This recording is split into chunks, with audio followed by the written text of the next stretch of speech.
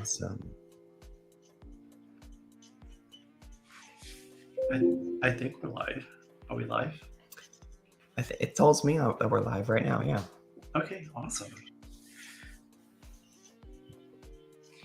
Well, hello everyone. I'm Jon Culpepper. My pronouns are he, him. I'm with the Pride Frisco, and I have the distinct honor and pleasure of sitting down with Callie Butcher. Hi, Callie. Hi, Jon. As if you follow us, you'll know that Callie has done several things. Most recently, she's given us just really valuable information on the name and gender marker correction process, and that was extremely valuable. So thank you so much for that. And Callie, I know you have a very busy schedule, and thank you for taking the time out to sit down with us and just having a casual conversation. Yeah, no, thank you, Jon. Thank you for having me. I was happy to join. Awesome. So who is Callie Butcher? Who is Callie Butcher? So I guess I would describe myself as a mom of twin boys and kind of a community leader, an advocate, an attorney. I kind of try and keep myself in a lot of different roles all the time. But I think I would describe myself as someone who is constantly seeking change and trying to make an impact and see where I can do that and help people to hopefully make our communities better. Awesome. So where did you grow up? So I grew up in Plano. Okay. Yeah. So not too far from y'all. Yeah. So how was your childhood like? Can you talk a little bit about that and share a little about that? Yeah, my childhood was, good. I grew up in a nice family in Plano with a nice house, and I felt, I guess looking back, I feel very privileged, kind of with the childhood that I had and the family that I had. We were a very close family, and I had a lot of friends that are still my friends today from Plano, and it was a good community with good schools and a nice place to be. I think I didn't realize at the time how conservative Plano was. It was kind of all I knew, and when I was young, and I started realizing kind of how conservative and how different the views were as I got a little older and more exposed to the things outside of my little bubble of Plano. Yeah. If you can recall back, like what was one of your, happier or happiest moment of your childhood when you were growing up? I think family time.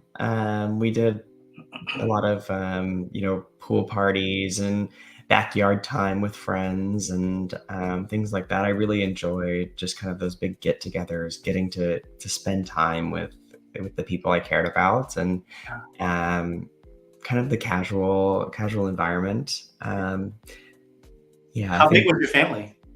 So my immediate family is 4 people. So Wow. it's me, my brother, and then my parents. But most of my mom's family is in the Dallas area.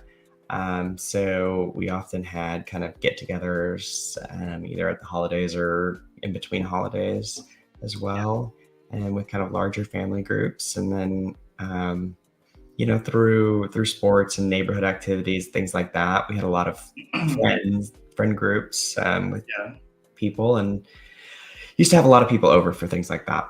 Yeah. So you seem to be pretty active. I mean, like physically active. Were you in sports? And if you were, what sports were you were really like? And yeah, and I played every sport as a kid. Anything you could sign up for, I was part of. And I would say I was pretty athletic. I grew pretty early, so I was pretty big for my age.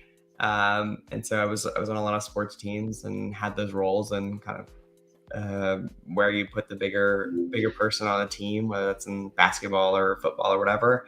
Right. And then by the time I got to like high school, though, I was really focused on tennis. I played tennis a lot, and then rock climbing. My brother was big into rock climbing, and I climbed with him a lot. Nice. And still do that some, but yeah, those were kind of my main sports by the time I was in high school. That's awesome. So you talked a little bit about growing up in Texas, and when I was so I grew up in Houston, and I came up to Dallas, and a lot of people say, wow, you're many people are not from Texas, or didn't really was born here, or even like growing up here and stuff like that. So what was your experience like in terms of like dealing with the you mentioned about conservatism and stuff like that, and how do you kind of navigate that through your childhood and then through your teenage years and then going into adulthood? Yeah, I'm a ninth generation Texan, so my family's been in Texas for a really long time. I love the state of Texas. There's a lot of things I'm disappointed about recently in the state of Texas, but it's home.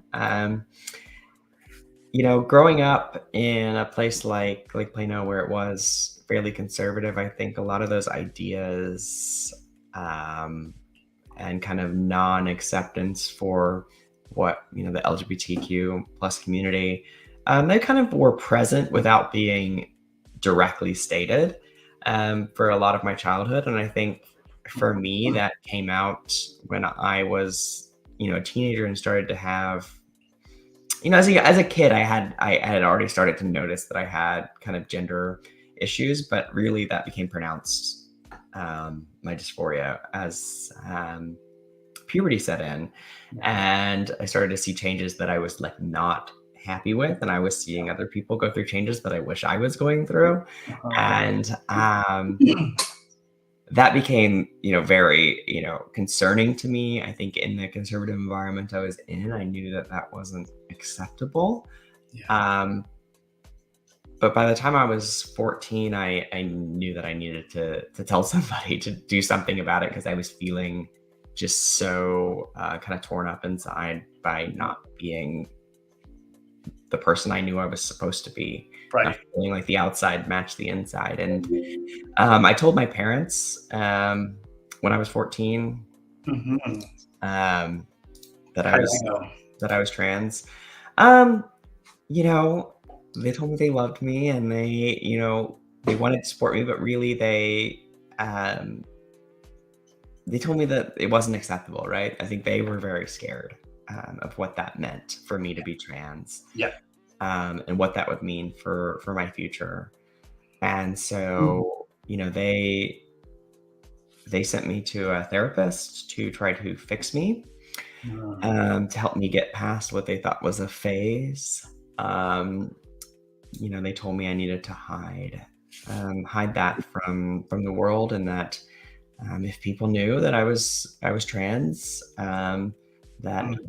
it would ruin my life. So that was really tough. It was really hard when you come out to somebody and you're looking for, you know, people who are in a position to get you help, and instead of getting you help, they tell you that these feelings that you're having need to be hidden or changed or taken away. Yeah. And I think what I learned from that was I need to hide this, and I did that for a long time. I did that, for many more years after I originally told my parents. I kept it quiet, and I tried my best to go on without telling people. Yeah. It was just a hard time. So this happened around 14, 15, like Yeah, kind of going into high school? yeah, right around high school. Okay. Big transition time for Oh yeah. in many respects, right? Right. I mean, huge, Mhm.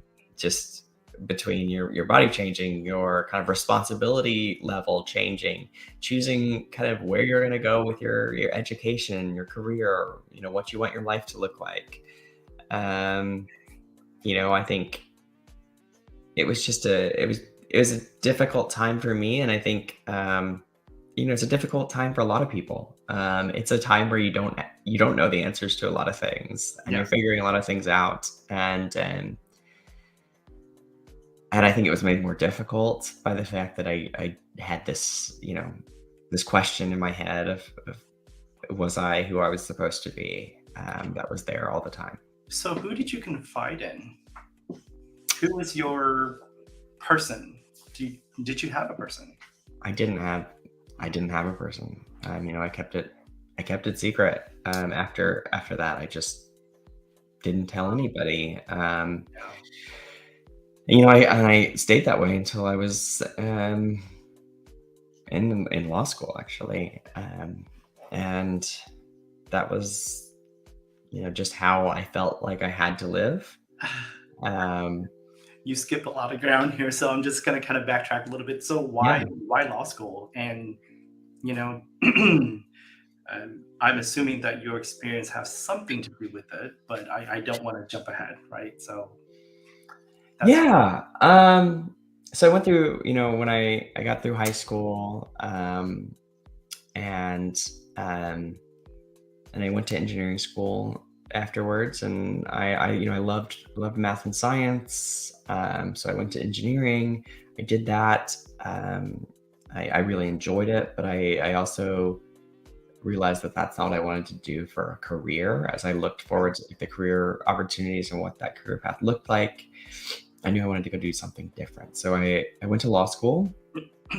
Um, and I think when I was in law school, it became kind of very clear to me that there wasn't more school that I could, like, hide in. After law school, I was going to have a job, and I was going to live in the world, and I was um, going to be a person that was out there, and this is who I was going to be. I think that realization in itself made it feel like I there was a lot more pressure on me to be the right person, and be the person I wanted to be. Um, and so, I think my first year of law school, as I was thinking about that and who I wanted to be when I'm, presenting myself professionally to the world, it started to really set in. I need to get this out there. yeah.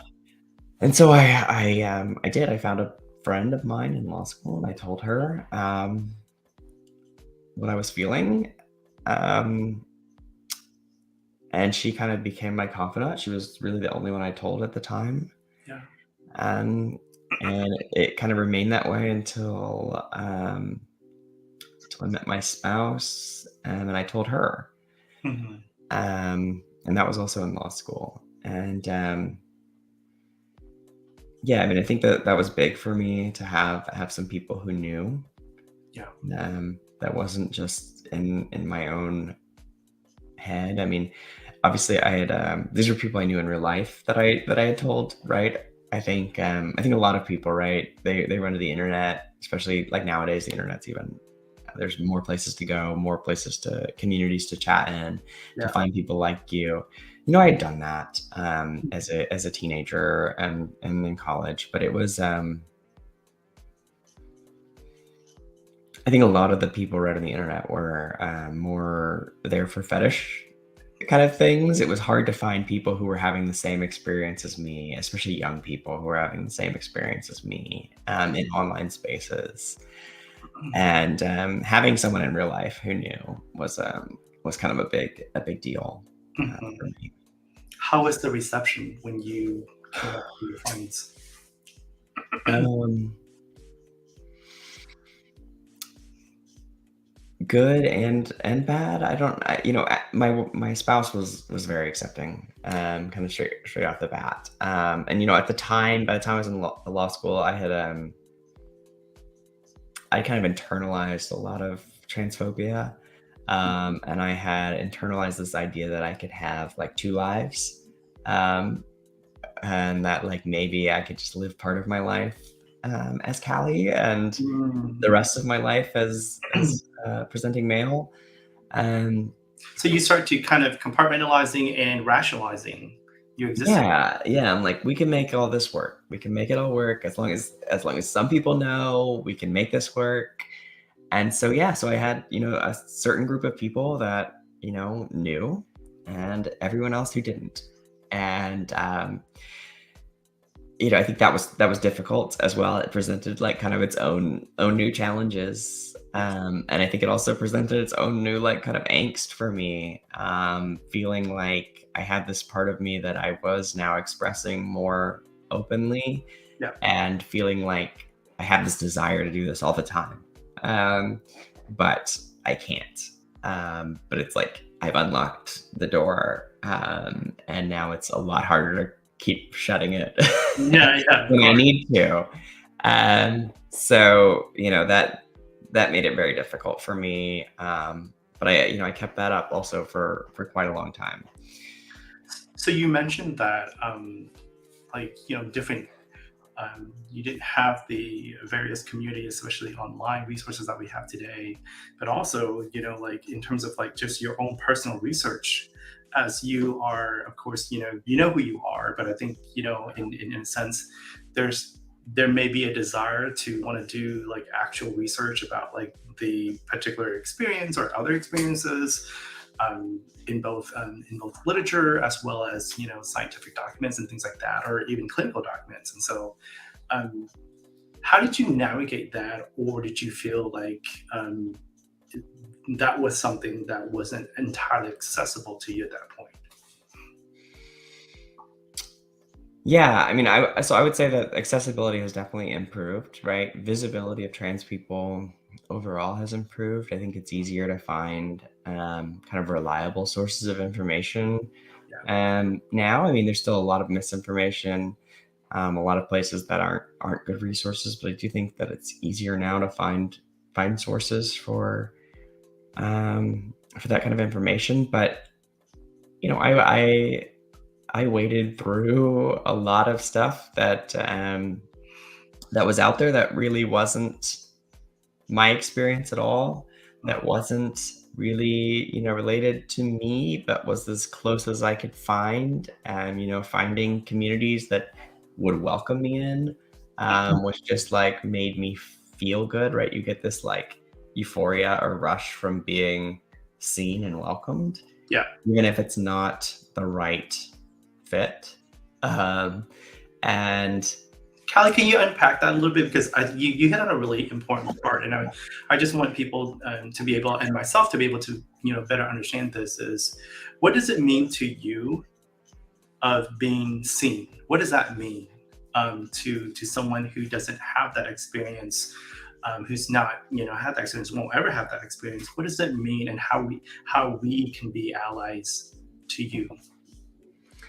yeah, so I think when I say that, what I mean is that my identity, the person that I know that I am, that I know that I want the world to see, that the way I want to interact with the world, the way I want, people to interact with me. When people respect that, or they follow that, what I'm telling them is who I am. Yeah. It makes you feel seen. It, I think it's important. It's really important, and it's really validating, and especially when you're the first, when you're young and you're trying to make this happen for the first time, and you're realizing who you are, and you're coming to terms with that yourself, and other people are finally catching on. It feels like each time it feels just like so fantastic and great and validating. And um I mean, it's hard for me to really put words to the feeling, of how good it feels. And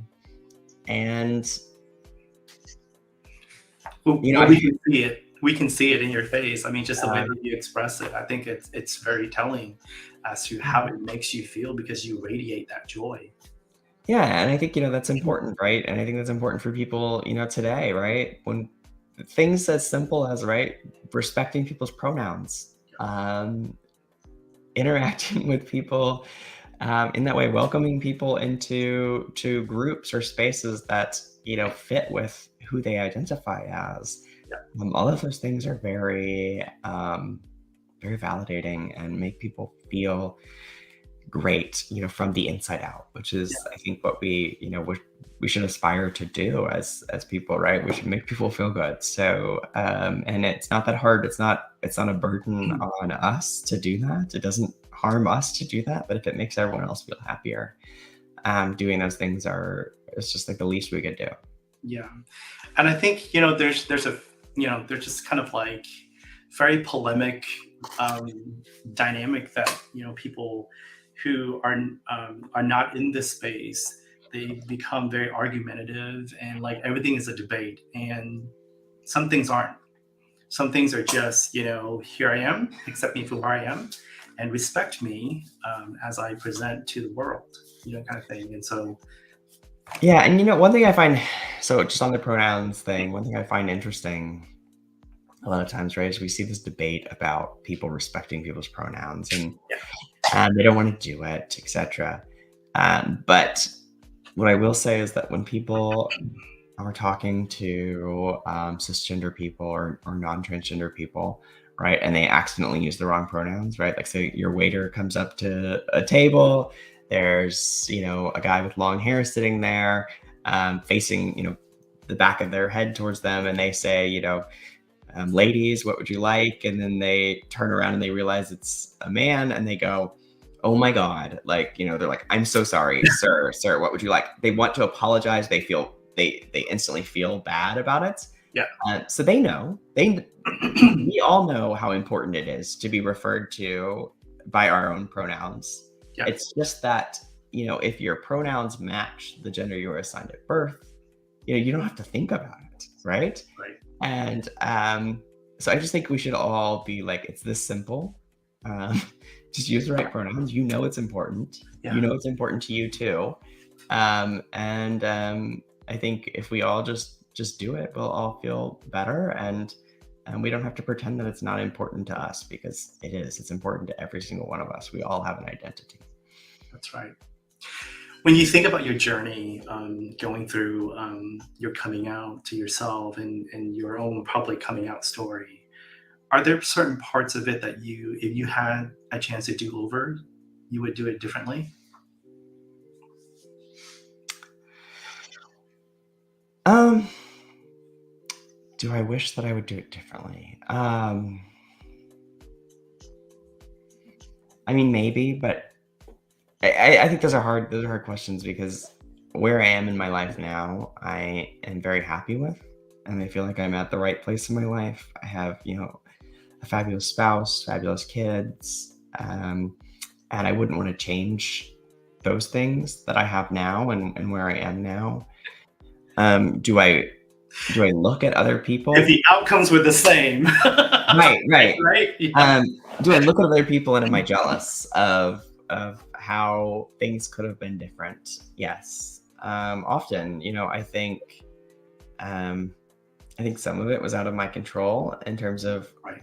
of what my parents knew, and what they thought was right for me at the time, and the resources I had. But yeah, I mean, I wish I had been able to transition earlier, when I wanted to. I think a lot of people who transitioned, um, later in life have that feeling, and maybe we call it regret for not having been able to do it, or just I would more call it just jealousy, Yeah. or a wish, or a desire, or a yeah. I mean, I sure, I wish that had happened, and I wish I transitioned sooner.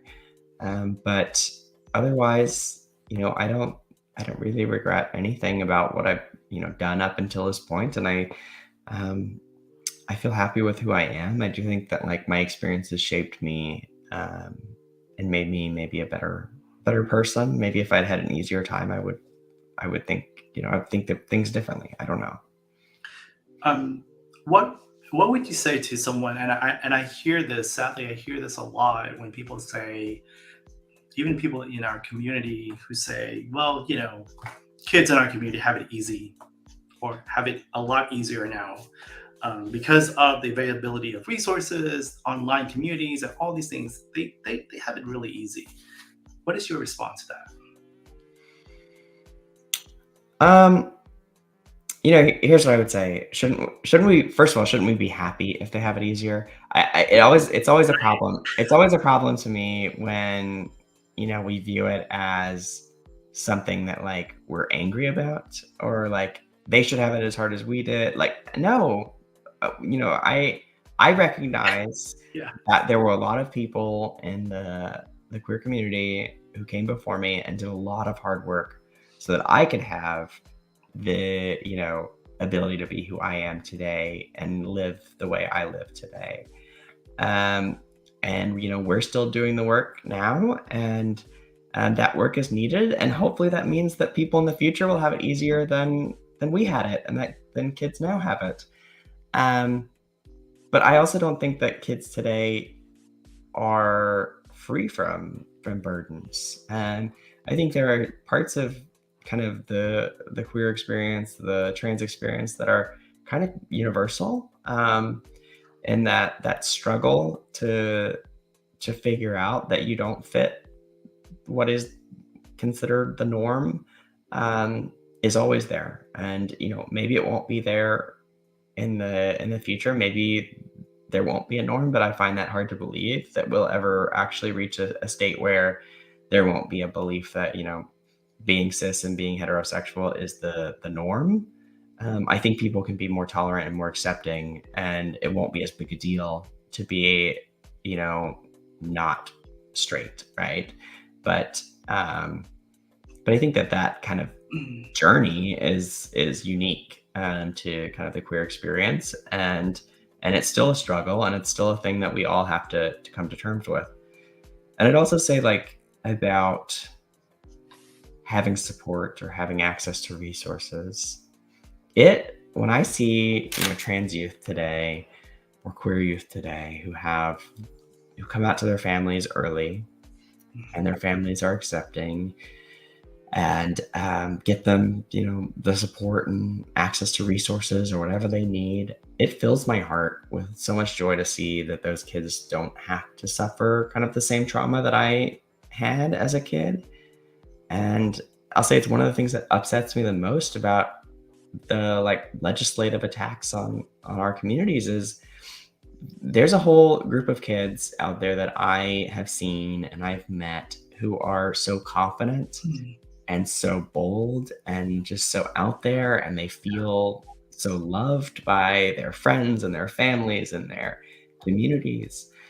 And they don't have that same trauma of being rejected.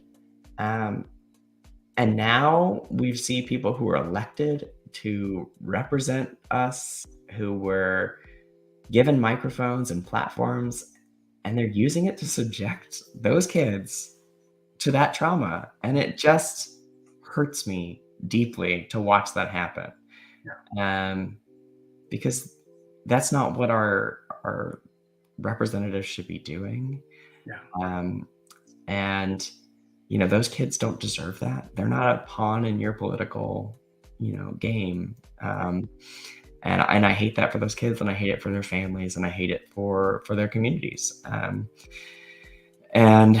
I think that's really, really hard. And yeah. So, so I think I love the way that you were sharing about like your experiences as and your focus on queer youth, and I think that having adult advocates for them is so important because you see not only from your personal experience but of course definitely from your personal experience that you can see points of where you can relate and where you can make a huge impact on their lives, but also the work that you're doing right now, and the work that you have been doing in this last legislative session that you practically were going back and forth between Dallas and Austin, and you want to give you want to share a little bit of that in terms of like what motivated you and what, because those were really long days, really long nights,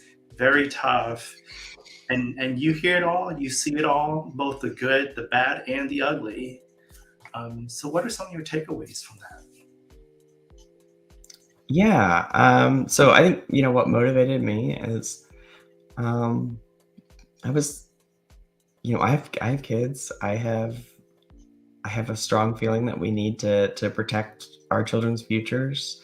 We need to protect kids who are right now in the midst of those really important years for them to be making decisions about their own bodies. We need to protect, women's rights to control their own bodies Right. and access to information and all of these kind of hateful legislation that's been out there.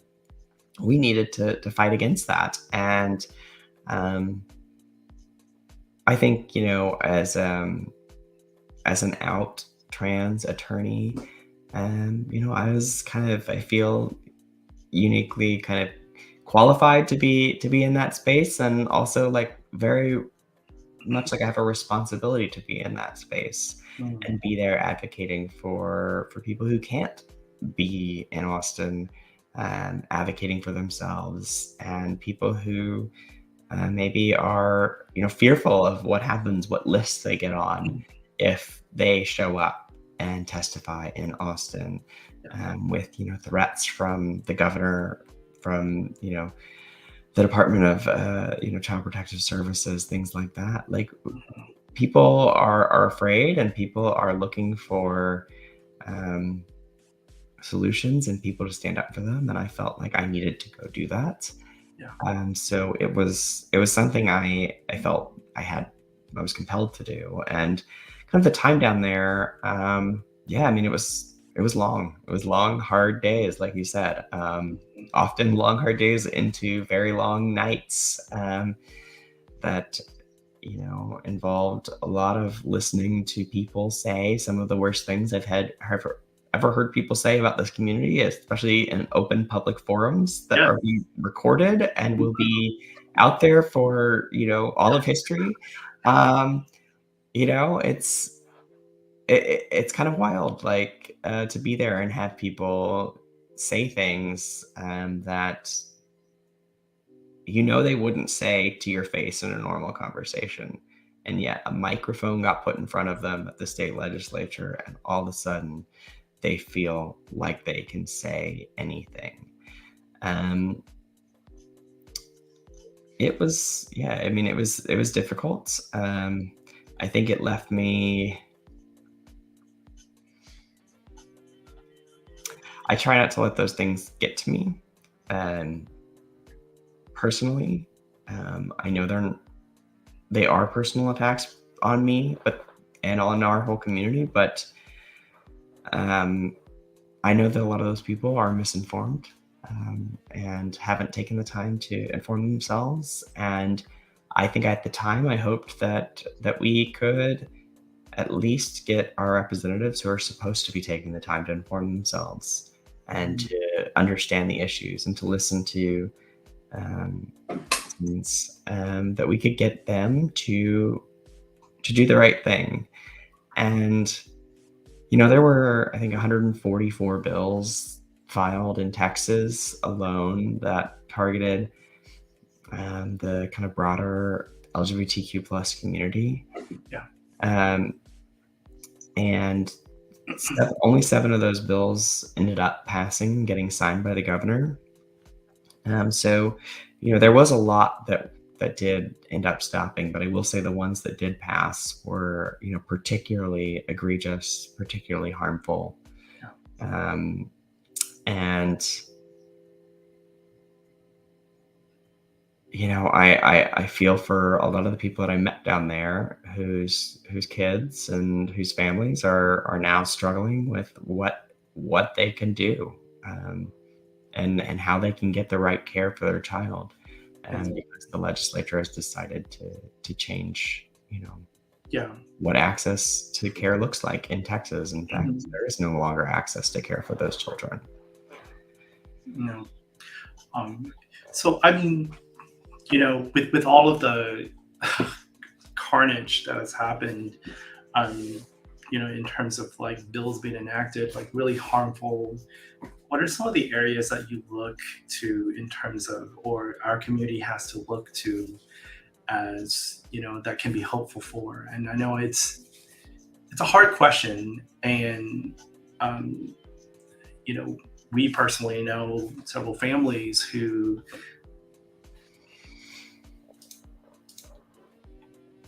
Oh, I'm sorry. I don't know what happened. I think we're back. Yeah, we're good. So I was saying, like, I know we know personally several families who have left not only Texas but like the country, and those who are preparing or having to make really hard, just heartbreaking decisions because they have to center their kids' needs, right? Their Yeah. trans kids, and be able to get them the care that they need. Despite all those things, and those things are happening in real time, what has happened, what are some of the areas that, you know we know that we have a lot of work to do, right? But what are some of the signs that you think are, well, what are the areas that we can work towards, right, and to gain some ground, or to regain some of that ground? Or what are the areas that we can see that there are hopeful things that are happening, um, in either in like the voter landscape, or the different options that people have, that will kind of like assuage some of the, correct some of the harmful things that have been done to us, really. Yeah. Um, I see someone walking to my door, so hopefully I don't have to walk away, but I'll start answering your question. Um, so I think one of the things while I was down at the Capitol, it gave me a lot of hope, um, is that, when the Senate was first hearing the drag ban bill, um, we saw kind of a turnout to oppose that, kind of like that we had never seen before. It was incredible in terms of the number of people who came out from all across the state and the queer community, allied community, who came out to voice their opinion against that bill, to fill the Senate gallery, while that hearing was going on. And I think there's been a problem in our community, our broad LGBTQ plus community, of kind of splintering, on issues, and not necessarily showing up to support each of our various, identities, LGBTQ. Um, and I think the drag ban, I was like, this is great. But we also knew that the trans healthcare ban was coming up the very next week. And I was worried that we wouldn't see all of those people show back up, for trans youth in the way they did for drag. And I think what gave me a lot of hope is that we saw all those people show up, and we saw a lot more show up, to oppose this ban on trans youth healthcare. And we saw a record number of, cards dropped, which is like official, positions being put in by citizens on bills, opposing that trans healthcare ban when it was in the Senate committee. And I think seeing all those people return and come out and support, some of the most vulnerable people in our community, and telling the legislators that that's wrong, that was really heartening to me, to see that happen. Now it didn't end up, changing the outcome, but I think it definitely sent a message. I think another thing I've seen, recently, and if you've been following the news, I'm sure you've seen, is that these healthcare bans, drag bans, book bans, etc., all across the country, in states other than Texas, where they've already been, signed into law and become effective, we're seeing them, be overturned by courts. Um, and I think that gives us a lot of hope that these bills won't remain the law, in our state. That being said, I think the very discussion of these bills, the fact that they're debated in our state capital and capitals all over the country, that debate in itself is incredibly harmful to our community. I think the fact that they passed and signed into law is incredibly harmful for our community. And even if the court strikes them down, I think that harm will have kind of a lasting effect on the community that will take much more time for us to recover from than simply, getting a court order and being relieved that this latest threat has maybe been removed by the courts. I think the other thing is, I think we need to look to kind of a higher authority in the federal government. I think one thing we've seen, especially in traditionally red states, is that the voting districts for each of the kind of House seats or Senate seats are very gerrymandered, and it's very difficult for us to, at the state level, make a lot of change in terms of how our legislation actually comes out in our capital. And I think that results in a minority of voters actually having a huge voice on what policy is passed in our state. And so, one of the ways we can counterbalance that is by electing officials at the federal level who will fight for and make change on policy decisions affecting our community. Things like getting the Equal Rights Act actually signed into law. Because, once we have a federal law on the books, that will preempt these state laws, and it will, make it the law of the land. And I think that's what we need to do, is come together as a country to say that we're tired of this hate, and we're tired of having to watch this happen in every state and state house around the country. And we want this debate to be ended, and we want to tell you that Americans believe that hate is not the policy we want to legislate. That's amazing. What do you want to tell our queer youth and families? Sorry, you broke up for just a second, John. Sorry, can you hear me now? I can, yeah. Okay. What do you want to tell our queer youth and young adults and their families? One of the things I've been thinking about a lot is how hopeless I know a lot of queer youth feel right now, especially our trans youth, and how it can feel like kind of like your life is over if you don't get the care, especially people who've been on medical care for transition, and now it's being taken away. It can feel like your life is ending, but I will tell you, it's not. You can make it through. I made it through. You could be a successful trans adult, even if you're not getting the care right now. But there's also adults and advocates fighting for you to try to fix this and correct these wrongs, and just stay strong and reach out to kind of your community. And we're here, and we love you. And I think that's kind of the message I feel like is really important for people to hear right now. Thank you for that. I want to kind of, we're heading to our final segment, so that I want to kind of turn the corner a little bit and make things a little bit lighter. What's the day in the life of Callie Butcher like? Can you kind of walk me through your typical day? Yeah. Is there a typical day? Do I have a typical day? Very busy. So usually starts off with getting the kids ready and getting them out the door to school, or right now summer camp, and dropping them off there. And once I do that, I get my coffee, my quad shot espresso, so I can get going. And I'm on to a million different things that I'm juggling, and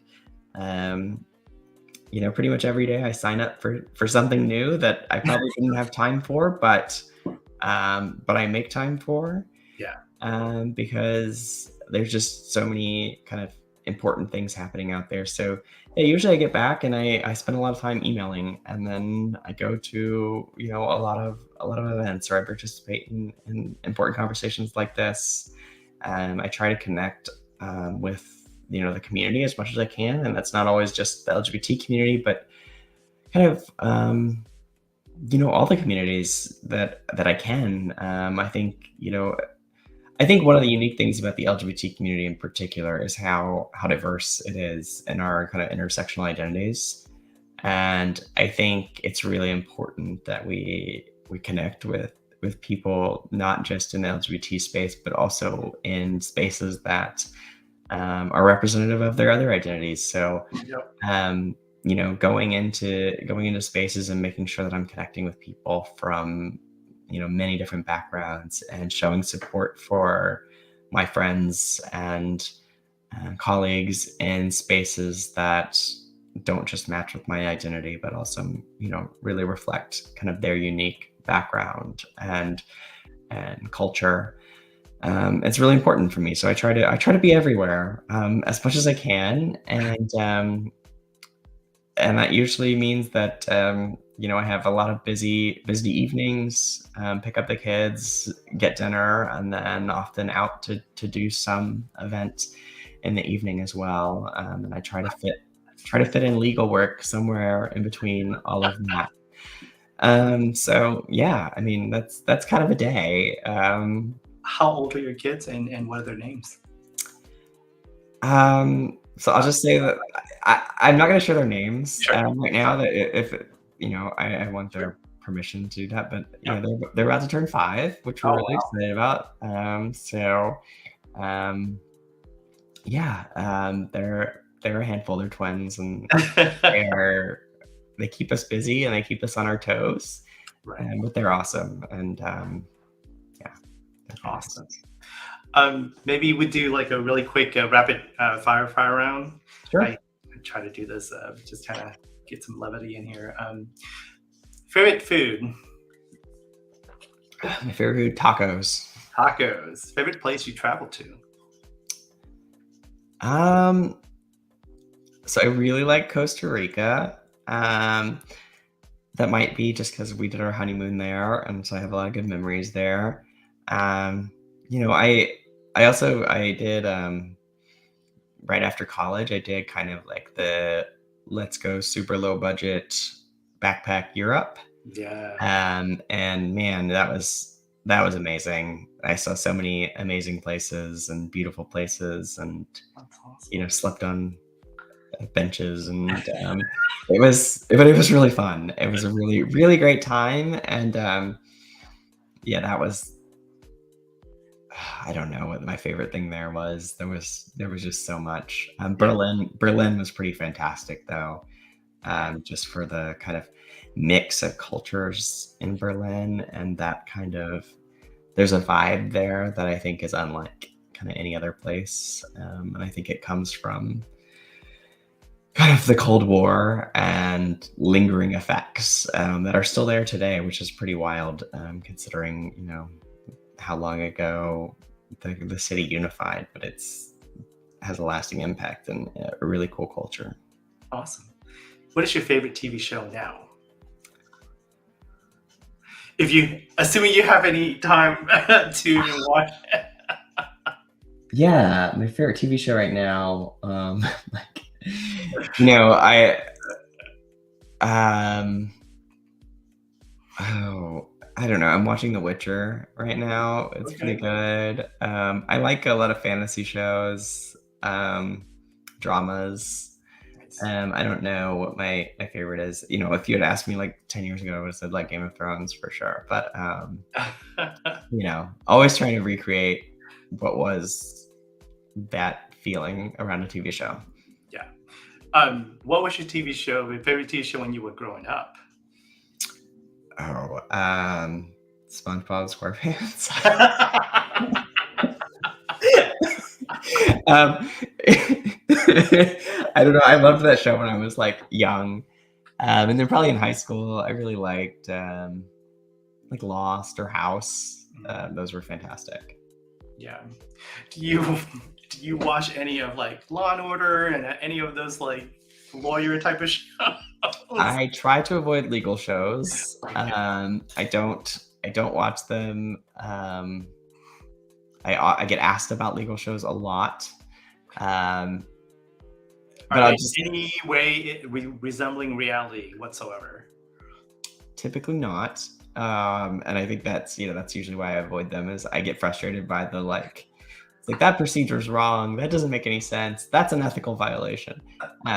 So yeah, Yeah, you can't get through a show like that. Yeah. Spicy level 1 through 5, like 5 being the hottest. 5. Wow. Peanut butter or no peanut butter? It's okay. I love it. I love it. You've got the day off. Where are you? What are you doing? Who's with you? I probably go for a bike ride at White Rock Lake. Nice. And then I probably hang at the pool with my family and grill out. That's awesome. You're super happy. No one's around. What do you do? What do I do? Oh my gosh. Well, some people do like the happy dance or Well, no one's around. Yes. I'm like, I go find people.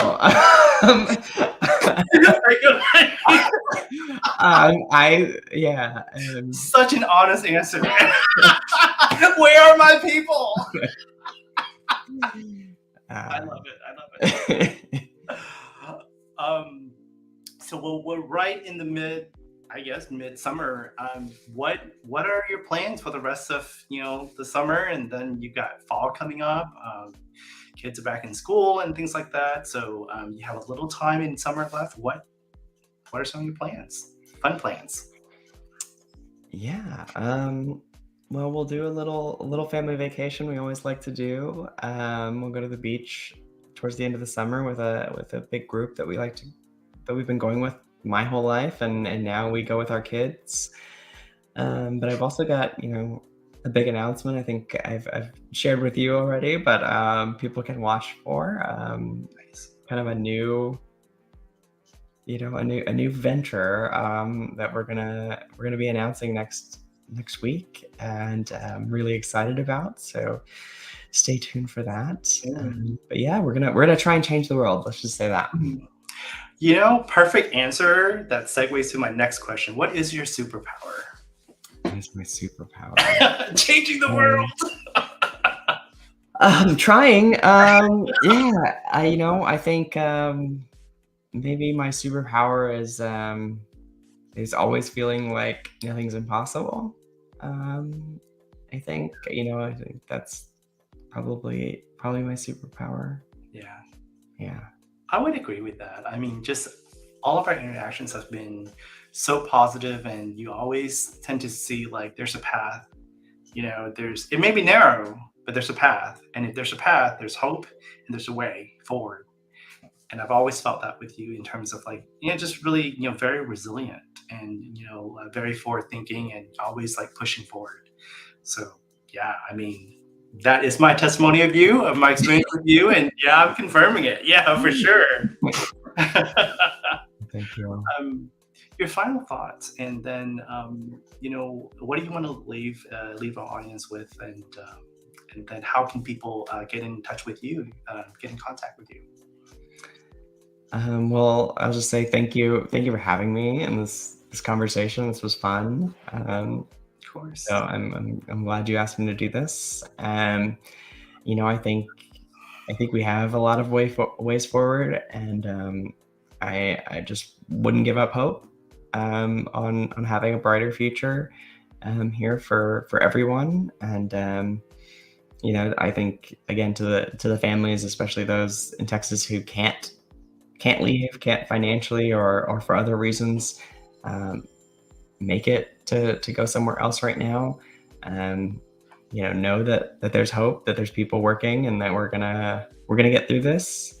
And yeah, I'm always open for people to reach out, and I try to respond to everybody I can and help everybody I can. So yeah, if you need to contact me, you can reach out on my Instagram at that Callie Butcher, or you can reach out through kind of my firm's page, butcherlegalgroup.com. We and I'll try to respond and help. I'm always open. Yeah. Yeah. Awesome. Well, Callie, I know you're really, really busy. Thank you so much for spending the time with us. And, it's really helpful to be able to know the person behind all of the wonderful work that you're doing for our community. And on that, thank you so much for everything that you have done, you are doing, and you will continue to do for our community. And it's so important that we see you in the flesh to be able to do these things and be able to see that there's a role model out there that we can look up to, that we can befriend, that we can talk to, that we can relate with. It's so important, right? So thank you so much for being so visible and and just doing all the things. And so thank you so much. Yeah. Thank you, John. Okay, take care. Bye bye.